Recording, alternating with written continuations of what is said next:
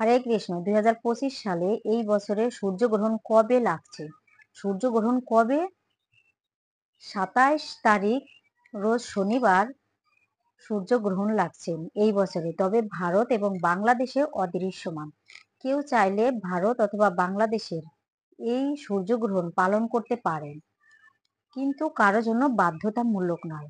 না পালন করলেও কোনো অসুবিধা নেই। তবে এই সূর্যগ্রহণ ভারতে শুরু হচ্ছে বিকাল 2:21 থেকে, আর সমাপ্ত হচ্ছে 6:14 থেকে। 14 পর্যন্ত আছে, তারপরে সমাপ্ত। আর বাংলাদেশে এই সূর্যগ্রহণ শুরু হচ্ছে 2:51 থেকে, আর সমাপ্ত হবে 6:44 বিকাল।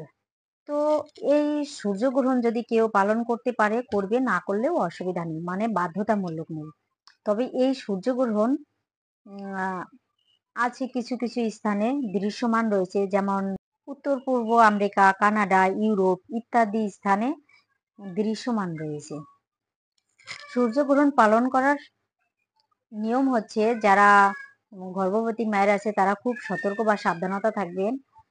কোনো কিছু কাটাছেঁড়া করা যাবে না, সূর্যের দিক তাকানো যাবে না, তাছাড়া কোনো কিছু গ্রহণ করা যাবে না। তাছাড়া সমস্ত মানুষই কোনো কিছু গ্রহণ করবে না, কোনো কিছু কাটাছেঁড়া করবে না, এভাবে করে পালন করতে হয়। আর সূর্যগ্রহণ চলাকালীন অনেকেই করতে পারে, যেমন মালা জপ করা, হরিনাম করা, শাস্ত্র অধ্যয়ন করা, এগুলো করা যেতে পারে।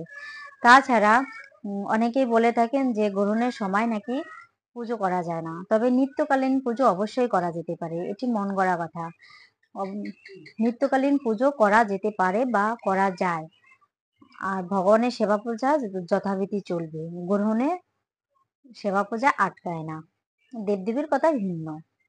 গ্রহণ শেষে স্নান করে সকলে আহার করতে পারেন।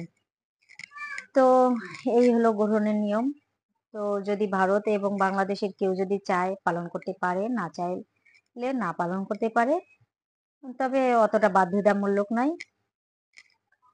হরে কৃষ্ণ।